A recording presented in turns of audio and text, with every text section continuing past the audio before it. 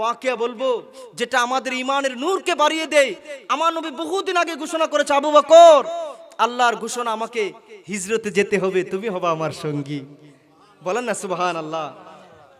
বুখারী শরীফের হাদিস, হিজরতের সঙ্গী হয়ে যখন আবু বকর সিদ্দিক আমার দয়াল নবীজির সাথে গেলেন, ওনারা চলতে চলতে সারা দিন সারা রাত পথ চলে ওনারা পরদিন একটা গুহার মধ্যে আশ্রয় নিলেন।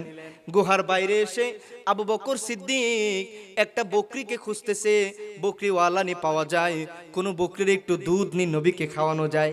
সারা রাত সফর করেছে, ক্লান্ত, আমার দয়াল নবীজিকে নিয়ে একটু দুধ পান করানো যায়। কি প্রেম করেছেন। দূরে দেখা যায় একটা বকরি নিয়ে একটা রাখাল চড়াইতেছেন।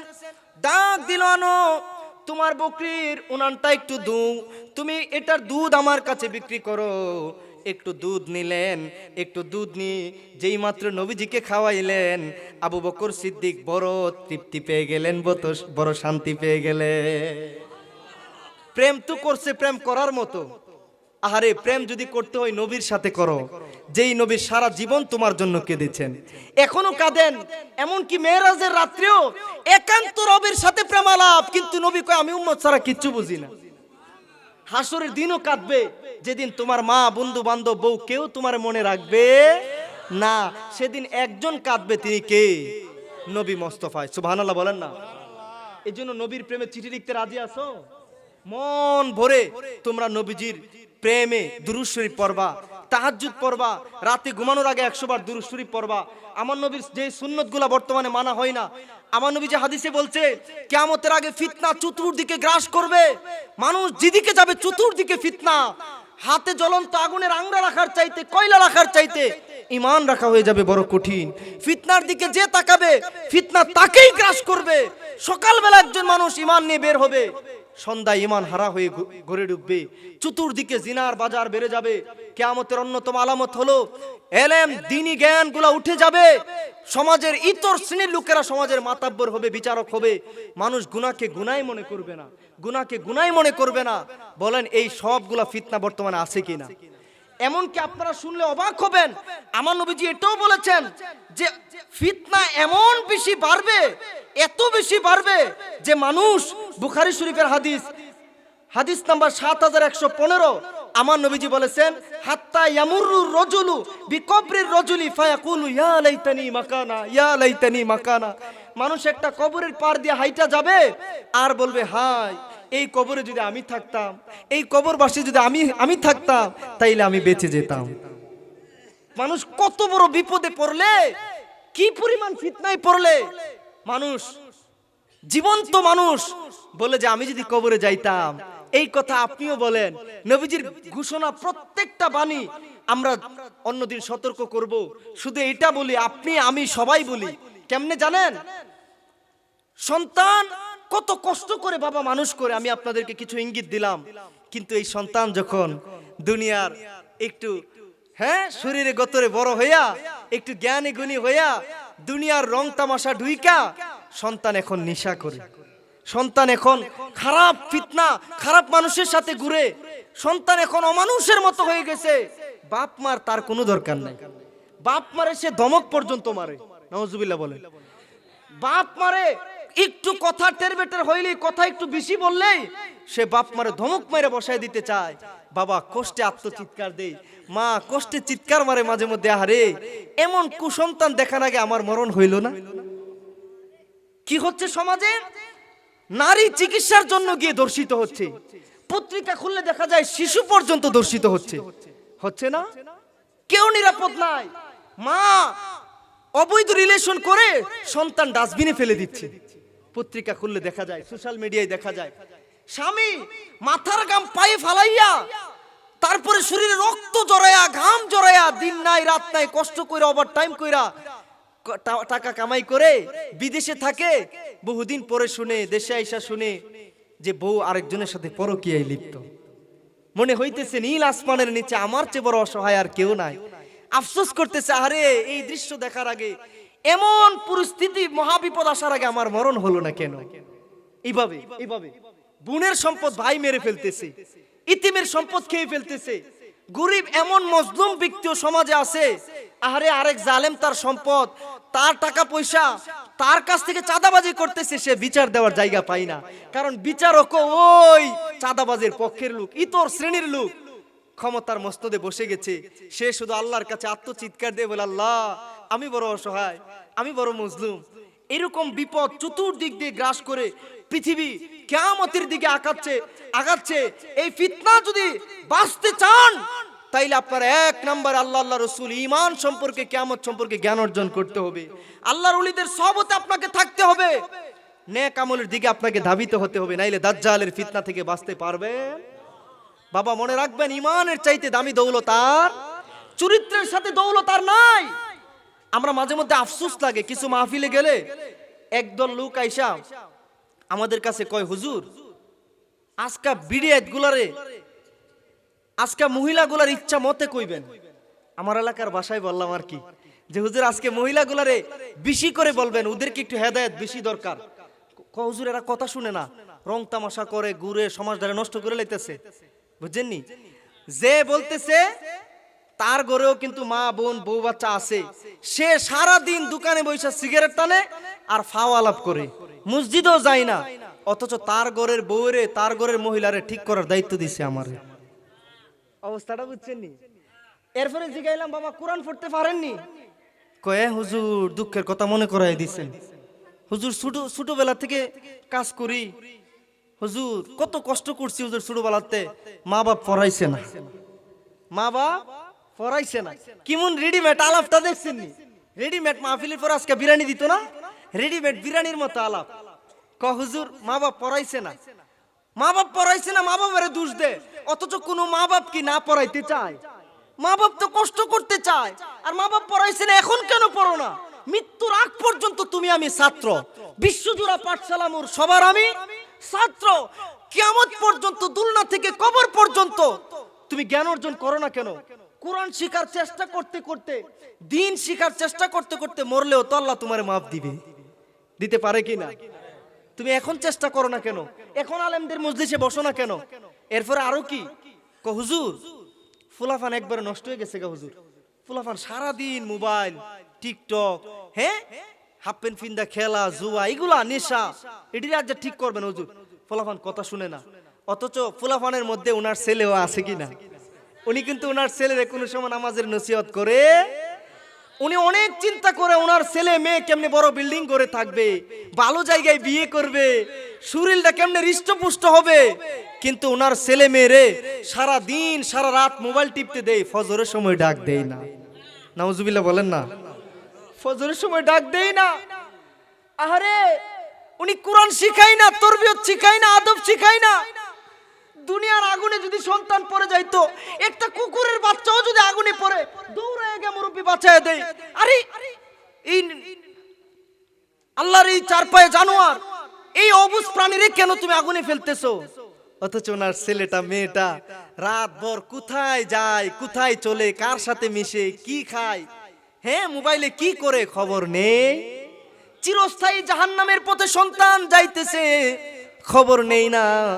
উনি এই আয়াত এবং এই হাদিসকে ভুলে গেছে, যে আয়াত আল্লাহ বলছে কু আনফুসাকুম ওয়া আহলিকুম নার।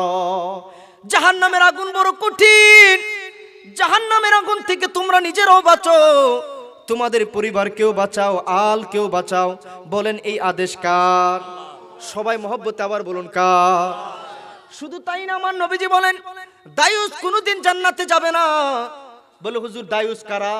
যারা নিজেরা ফাক্কা নামাজি, নামাজ পড়ে, দাড়ি রাখে, হজ করে, কিন্তু বউরে বাজারে পাঠিয়ে দেয় টাইট ফিট পোশাক পরে, রাস্তায় পাঠিয়ে দেয় গায়ে হলুদের নামে, বিভিন্ন অনুষ্ঠানের নামে এমন ভাবে সাজগুজ করায়, টাইট ফিট পোশাক পরায়, সেন্ট মাইখা নিয়ে যায়, যেন মনে হইতেছে এটা বাজারের সমস্ত মানুষের জন্য, তার ওয়াইফকে দেখানোর জন্য নিয়ে যাইতেছে। অথচ একজন মহিলা যদি টাইট ফিট পোশাক পরে সুগন্ধি মেখে কোথাও বের হয়, সে যতক্ষণ বাইরে থাকে ততক্ষণ ফেরেশতারা তার উপর লানত দিতে থাকে, তার জন্য গুনাহ লিখতে থাকে। বলেন নাউজুবিল্লাহ। জান্নাতে যাবে না। আপনার শরীরে রক্ত থাকতে আপনি আপনার বউকে বেপরদায় চলতে দিতে পারেন না, আপনার মেয়েকে বেপরদায় চলতে দিতে পারেন না, আপনার ছেলেকে জাহান্নামের পথে চলতে দিতে পারেন। 7 বছর হলে মসজিদে নিয়ে যাবেন, 10 বছর হলে সে যদি নামাজ না পড়তে চায় বেত্রাঘাত করে হলেও নামাজে পাঠাও। কথা বলেন ঠিক কি না? এই জন্য আবু বকর সিদ্দিক রাদিয়াল্লাহু তাআলা আনহু গুহার মধ্যে আমার নবীজিকে কুলে বসায়া, উনি অনেকগুলো সাপের ছিদ্র ছিল, আপনারা এটা জানেন, জানা ঘটনা আপনাদের। সকল ছিদ্র বন্ধ করলেও উনি একটা ছিদ্র বন্ধ করতে পারেন নাই, ওইটাতে উনি ওনার পা দিয়া উনি আমার প্রিয় নবীজিকে কুলের মধ্যে নিয়া উনি ঘুম পাড়ায়। আমার নবীর খুশিতেই উনি খুশি। সুবহানাল্লাহ। সাপও আমার নবীকে দেখার জন্য পাগল পারা, বারবার পায়ের মধ্যে আঘাত করলো, সুবল দিয়ে দিল। আহারে সিদ্দিক আকবরের কলিজার মধ্যে যেন সেই সুবল লাগলো, এত কষ্ট। হঠাৎ করে ব্যথা শুরু হয়ে গেল, সারা চেহারা ওনার হলুদ বর্ণ হয়ে যায়, কিন্তু উনি আমার নবীকে ডাক দিতে রাজি না। বিষের যন্ত্রণায় ওনার চক্ষু দিয়ে যখন টলমল করে পানি পড়ে গেল, আমার নবীর চেহারা মুবারকের মধ্যে পানি পড়া মাত্রই নবীজির ঘুম ভেঙে যায়। আমার নবী বলেন, আবু বকর কি হলো কি হলো? হুজুর এই ঘটনা, সাপ আমাকে কামড় দিয়ে দিছে মনে হয়। আবু বকর বলো কি তুমি আমারে কেন ডাক দাও নাই? হুজুর আমার জীবন চলে যাই যাক, তবু আল্লাহর বন্ধু আমার কামলেওয়ালা নবীরে আমি একটু কষ্ট দিতে রাজি না। আরো জোরে কোন সুবহানাল্লাহ। সেই রকম নবীর প্রেম আমরাও করতে চাই কিনা ইনশাআল্লাহ? কারা কারা করতে চাই, নবীজিকে দেখতে চাই বলেন ইনশাআল্লাহ। মহব্বতে নারে তাকবীর, এই আওয়াজে মানেন আরো জোরে নারাই তাকবীর, নারাই রিসালাত, নারাই গাউসিয়া, আহলে সুন্নাত ওয়াল জামাত, সিদ্দিক আকবর। সিদ্দিক আকবরের শান আল্লাহ আমাদেরকে বোঝার তৌফিক দান করুক। আমরা সকলে আবার বলি আল্লাহুম্মা আমিন। সিদ্দিক আকবরের শান বলে শেষ করা যাবে না। মা আয়েশা সিদ্দিকার কুলে আমার নবীজি একদিন আকাশের তারকা গণে, তারকা দেখায়। মনে রাখবেন, একজন নেককার বিবি আপনাদের জন্য মহা নেয়ামত। আপনারা অনেকের মুখেই শুনেন যে হুজুর নেককার সালে আল্লাহওয়ালা বিবি যদি পায়, ঘরে ঢুকলে মনে হয় দুনিয়াতে জান্নাতে ঢুকে গেছি, জান্নাতে ঢুকে গেছি, এর চাইতে সুখ আর হতে পারে না। এজন্য আল্লাহও কোরআনে বলছেন, ওয়াশিরুহুন্না বিল মারুফা, তোমরা তোমাদের বিবিদের সাথে সৎ আচরণের সাথে বসবাস করো। মনে কইরো না যে শুধু দমক দিতে পারলেই তুমি বীর পুরুষ। যে রাগকে কন্ট্রোল করে মুসকে হাসি দিয়ে কথা বলতে জানে, সেই হইল বীর পুরুষ। ধৈর্যশীলের সাথে আছে কে? মধুর করে গল্প করবেন, মজা করবেন। আমার নবীজি কত আনন্দ করতেন তার প্রমাণ, নবীজি কুলে বসে নবীজি তারকা দেখতেছেন। মা আয়েশা সিদ্দিকা কৌতূহল বশত প্রশ্ন করে, হুজুর এই আকাশের তারকা পরিমাণ কি কারো সওয়াব হবে? আমার নবী বলে, এই তারকা পরিমাণ সওয়াব হবে আমার উমরের। কোন সুবহানাল্লাহ। আয়েশা সিদ্দিকা রাদিয়াল্লাহু তাআলা আনহার মনটা ভারাক্রান্ত। নবীজি বুঝতে পারলেন, আয়েশা তুমি মনে মনে ভাবছিলা তোমার বাবার নাম বলবো কিনা। আবু বকর সিদ্দিক, শুনো আমি তোমাকে বলি, উমর সহ সারা পৃথিবীর সকলের আমল নামা যদি এক পাল্লায় রাখা হয়, আরেক পাল্লায় যদি আমার আবু বকরের এক রাতের আমল রাখা হয়, আবু বকরের পাল্লা ভারী হয়ে যায়। সিদ্দিক আকবর, কোন সুবহানাল্লাহ। নবীর প্রেম ছাড়া কিচ্ছু বুঝতো না। নবীজির বাল্যকালের বন্ধু, শৈশবকালের বন্ধু, ব্যবসায়িক জীবনের বন্ধু, নবীজির নবুয়তের প্রথম ইসলাম গ্রহণকারী। একদিন এক মহিলা এসে আমার নবীজিকে প্রশ্ন করতেছেন, হুজুর যখন আপনারে পাবো না আমরা কার কাছে যাব গো নবীজি? আমার নবীজি বলেন, তোমরা আমার সিদ্দিক আকবর আবু বকর সিদ্দিকের কাছে যাবা। কেননা যিনি গোটা জিন্দেগি নবীর কদমে কুরবান করে সর্বপ্রথম সাহাবিয়তের মর্যাদা, সর্বপ্রথম জান্নাতে যাওয়ার মর্যাদা অর্জন করবেন, তিনি হলেন সিদ্দিক আকবর। যিনি হিজরতের সময় মৃত্যুর পরোয়া না করে নবীজিকে কুলে ঘুম পাড়িয়েছেন, তিনি সিদ্দিক আকবর। যার শানে আল্লাহ একাধিক আয়াত নাজিল করে জানিয়ে দিলেন, জমিনে না আসমানেও দুনু জাহানে উনার নাম সাহেবে রাসূলুল্লাহ, সর্বশ্রেষ্ঠ তাকওয়াবান উনি হলেন সিদ্দিক আকবর। যিনি ইসলামের ইতিহাসে সর্বপ্রথম কাবা ঘরে ইট লাগিয়েছেন, উনি সিদ্দিক আকবর। যিনি সর্বপ্রথম কাবা ঘরে খুতবা দিয়েছেন, উনি সিদ্দিক আকবর। যিনি সর্বপ্রথম ইমামতির মর্যাদা পেয়েছেন উনি সিদ্দিক আকবর। যিনি তবুক যুদ্ধে সবার আগে সমস্ত সম্পত্তিকে মোস্তফার কদমে দিয়ে দিয়েছেন উনি সিদ্দিক আকবর। ও আবু বকর, তোমার ঘরের মধ্যে কি রেখে আসছো? আমি ঘরের মধ্যে আমার আল্লাহ রসুলকে রেখে আসছি, উনারাই আমার জন্য যথেষ্ট, উনি সিদ্দিক আকবর। যিনি আল্লাহ রসুল সাল্লাল্লাহু আলাইহি সাল্লাম ঘোষণা দেওয়া মাত্র 1000 আউকিয়া স্বর্ণ দিয়ে বেলাল হাবশিকে মুক্ত করে এনে জান্নাতের সার্টিফিকেট পেয়েছেন উনি সিদ্দিক আকবর। যিনি সর্বপ্রথম আমার নবীজিকে কাঁধে চড়ানোর সৌভাগ্য অর্জন করেছেন উনি সিদ্দিক আকবর। যিনি কাবার প্রান্তরে কাফিরা নবীজিকে মারতে আসলে সর্বপ্রথম সিংহের মতো গর্জন দিয়ে ঢালের মতো দেয়ালের মতো মুস্তাফার চারপাশে দাঁড়িয়ে গেছেন উনি সিদ্দিক আকবর। যিনি সর্বপ্রথম রিয়াজুল জান্নার মালিক হয়েছেন উনি সিদ্দিক আকবর। যিনি বদর প্রান্তরে সবার আগে বীর সাহসিকতার সাথে গিয়েছেন উনি সিদ্দিক আকবর। যিনি বদর প্রান্তরে সর্বপ্রথম মুস্তাফা নবীকে আলিঙ্গন করেছেন, নবীজিকে কুলাকুলি করেছেন, বুকে জড়িয়ে নিয়েছেন উনি সিদ্দিক আকবর। যিনি নবীজির জীবদ্দশায় নবীজির আদেশে সর্বপ্রথম ইমামতির মর্যাদা এবং পরবর্তী খলিফার ইঙ্গিত পেয়েছেন, খেলাফতের ইঙ্গিত পেয়েছেন উনি সিদ্দিক আকবর। যিনি সর্বশ্রেষ্ঠ তাবিরকারী ছিলেন, সর্বশ্রেষ্ঠ কাশফ কারামত ছিল, যিনি আমার নবীজিকে হুদাইবিয়া সন্ধির পরামর্শ দেওয়ার সৌভাগ্য অর্জন করেছেন উনি সিদ্দিক আকবর। উম্মতের মধ্যে কিয়ামতে যিনি সর্বপ্রথম জান্নাতে প্রবেশ করবেন উনি সিদ্দিক আকবর। জান্নাতের 8 দরজা যাকে নিজের দিকে ডাকবে উনি সিদ্দিক আকবর। এই মুসলমান, আজকে ভালো করে শিখে রাখেন, মনে রাখবেন, রোজ কিয়ামতের দিন আমার নবীজি বলেছেন আল্লাহর রাগকে দমন করার জন্য, আল্লাহর ক্রোধকে দমন করার জন্য, আপনাদেরকে মুক্ত করার জন্য আমার নবী যার আমল নামাকে আল্লাহর কাছে পেশ করবেন উনি সিদ্দিক আকবর। আল্লাহু আকবার, ইয়া রাসূলুল্লাহ সাল্লাল্লাহু আলাইহি সাল্লাম, জিন্দাবাদ জিন্দাবাদ, মাশাআল্লাহ মাশাআল্লাহ, সকলে বলুন না মারহাবা। এজন্য ওই রকম নবীর প্রেম আমাদেরও অর্জন করার দরকার আছে কিনা? দরকার আছে কিনা? মনে রাখবেন, সিদ্দিক আকবরের কাছে একটা জিনিসই সবচেয়ে প্রিয়, সেটা হলো আমার নবীর দিদার। আপনারাও মনে রাখবেন, আমল দিয়ে পার হওয়া যাবে না, হিসাব নিলে সবাই বরবাদ হয়ে যাব। আমাদের পার হওয়ার ভরসা হলো আমার কামলেওয়ালা নবীর শাফায়াত। কথা বলেন ঠিক কিনা? এজন্য আজকে অন্যতম গুরুত্বপূর্ণ কিছু অনুরোধ আপনাদের কাছে রেখে গেলাম, আপনাদের পাও ধরে অনুরোধ করে গেলাম। সবার আগে নবীর প্রেম, আল্লাহর প্রেম, সবার আগে ঈমান, চরিত্র, মা বাবার খেদমত, এইগুলো ঠিক রেখে আপনারা আমার নবীজি যে ওই যেভাবে আঙ্গুল পেঁচিয়ে একদিন সাহাবাদেরকে দেখাইতেছেন, একদিন এমন সময় আসবে দেখবা তোমাদের চতুর্দিকে আমানতের খেয়ানত হবে, ওয়াদার খেলাপ বেড়ে যাবে, মানুষ নেই বিচার পাবে না, সমাজের মধ্যে ফিতনা ফাসাদ বেড়ে যাবে, সমাজের নিকৃষ্ট মানুষগুলোই অবশিষ্ট থাকবে। বলেন আমার নবীর ঘোষণা বাস্তব হইতেছে কিনা? চতুর্দিকে আমার নবীর ঘোষণাগুলো বাস্তব কিনা? সবগুলো আজকে দেখা যাইতেছে। হাদিস তো আছে, কিন্তু আহারে এগুলো কেউ তো বলে না।